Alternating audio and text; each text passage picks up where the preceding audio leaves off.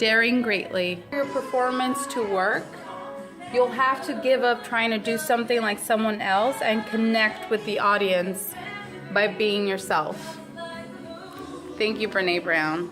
I wrote it down on my board for all my students to see. Not only am I out here for a walk, but I'm also reading Daring Greatly by Brené Brown as I walk around. So here I like to stand in the middle of these trees that come together here and just look out and read from a book. And bonus, you don't have to be a mother to experience mother's shame. Our value as women is often determined by where we are in relation to our roles as mothers. Ain't that the truth? But I find it even more interesting how men experience shame. When I asked Ben to define shame or give me an answer, here's what I heard. Shame is failure at work, on the football field, in your marriage, in bed, with money, with your children. It doesn't matter. Shame is failure. I don't think that I've ever considered men to be very vulnerable as well, and how we women strengthen them and how we can empower them. So it's usually how can he empower me, right? So it's a really, really good read. E. coli breaking, natural disasters, terrorist attacks. These are all variations of the same types of fear we all used to face. But she says, interestingly enough, we're also afraid of how good we have it, about loving your job and spending time with the ones you love and your husband and your wife and seeing your children sleep at night. So afraid to lose the good things that we have, and we don't take the time to appreciate them. So Tony and I are in Disney. Well, we're eating at Tiffy's, which is a restaurant here in Disney, and I'm reading Daring Greatly while he eats his delicious meal. I just finished my shake. And so I'm reading this part where Brene talks about taking her daughter out to the park playing hooky one afternoon, and she is looking out into the sun and is explaining to her mom how she creates picture memories in her head. She closes her eyes and says that I take in my mind when I'm really, really happy. I close my eyes and take a picture, so when I'm feeling sad or scared or lonely, I can look at my picture memories. I think that's something that I can practice, literally practice. Thinking of all the times that I'm being so happy like now. This is a picture memory. How can I be happy? That handsome man right there. I know. It makes me happy. So I like this. That's a good idea. That's something I feel like I could practice for the rest of my life. I feed my spirit by helping others, by being there for others. And how am I learning that I need to take more care of myself? Is when I start feeling sad. And I start feeling that I'm not worthy. So I start feeling unworthy. That's when I have learned that I need to stop myself, check it, and see why am I feeling this way.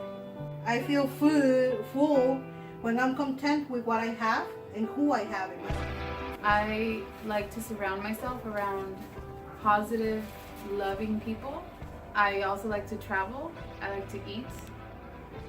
I know I'm not feeling good when I start doubting myself, when I start talking to myself negatively, and when I start thinking negatively about others. When I'm not using my love of food, my love of my family and my friends, and my love of travels as a way of escaping. I love to eat, but that shouldn't be where I go first to cope.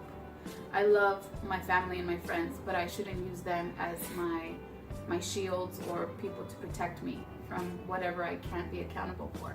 I love to travel, but I shouldn't be using that as a way to escape. Feed my spirit by praying, by reading and exercising, and also by serving others. I just take either after working out or before sleeping, I just write how I feel. It helps me sometimes because doing the art journal takes a while, but sometimes I just need to express how I feel, mostly to get in touch with my feelings. And the other way is through church. I notice that I need that if I feel sad or if I don't want to do anything more than a week, because to me it's not even the energy. It's like I just don't want to do anything. So that's how I know that I need to take care of myself. I feel accomplished by doing a lot of things in one day. So that's how I know I'm full. You and your family, what were the lessons spoken or unspoken about being? You should not be afraid to be vulnerable with your family. You never take advantage of people that are vulnerable. And you never use their vulnerability against them. If someone is vulnerable, you protect them. You have to be really careful with whom you are vulnerable with. And I think she touched that on the book. It's like A marble jar friend. yes, Yeah. to be able to be vulnerable and to receive vulnerability from other people. For me, how it would be in my family was seen as negative. You were never supposed to show being vulnerable. I think I felt that and I saw that witnessing being in my relationship with Jimmy. That's the only time I witnessed it, and I was even shocked, like, this is too much love. Like, why are you hugging me for everything? Like, and then when I seen his family being so loving, I was like, Jimmy, like, this is too much for me. He's like, what is it? And I said, I'm not used to this. Foreboding joy, perfectionism, and numbling. I can definitely, for mine, I think I have all three, but the number one was perfectionism. I think I tried to be so perfect before my mom because I wanted her attention. I said, Mom, look, I got this. I wanted to say I'm proud of you. I wanted her to give me attention. And also at work, to be acknowledged. But now, to have the house perfect, when I had a party, everything, I wanted it perfect. Because I think it was putting on a mask. I wanted to be accepted and loved. And also talk about drawing boundaries. I have learned to draw boundaries with my family. Like I have one family member that I feel this particular person is so negative that I cannot spend the whole day with him, but I can spend at least 1 hour with him. Like I love him, but I learned to draw boundaries. This book sounded a lot like my mom. In the way that how she uses quotes from other people and how she uses stories. That's how I was taught. Through tales and stories and quotes and dichos. The chapter on shame, is that 2 or 3? I think 2. Three. I think it was 3. It was the long one. Yeah. To me, I felt like when she's talking, like the difference, we were talking a little bit earlier, the difference between shame and guilt. And I like the fact how she explains it in her life and she gives you stories.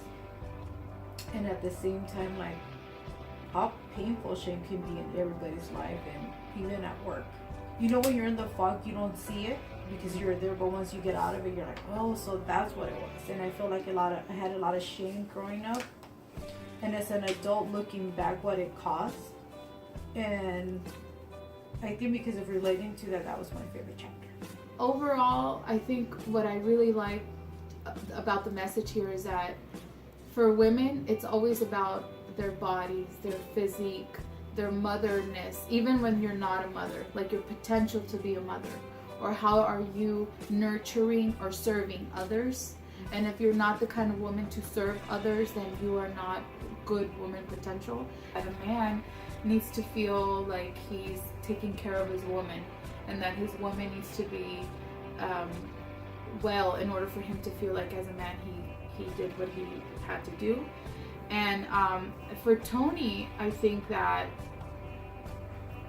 he wants me to be happy, and if I'm not, or if something goes wrong, he automatically thinks that it's him. So if I'm having a bad day at work, or he sees that I'm sad because my siblings did something stupid, and I'm crying for it, or if I'm concerned that my parents are not involved in my life, and no matter how much I try, that's just the way they are, you know. And he'll see me be affected by the way people talk to me, or just the way I get affected by others. I think he thinks that it's him when I'm not happy. So if I'm not okay, he's not okay. And I think this chapter made me understand that, and it makes me feel so lucky that I've found a partner that is willing to stick it out, you know, to see that I'm so vulnerable and imperfect, and he is too, and just willing to be vulnerable with me. My favorite quote for me is, when we stop caring about what people think, we lose our capacity for connection. When we become defined by what people think, we lose our willingness to be vulnerable. If we dismiss all the criticism, we lose out on important feedback. But if we subject ourselves to the heaviness, our spirits get crushed.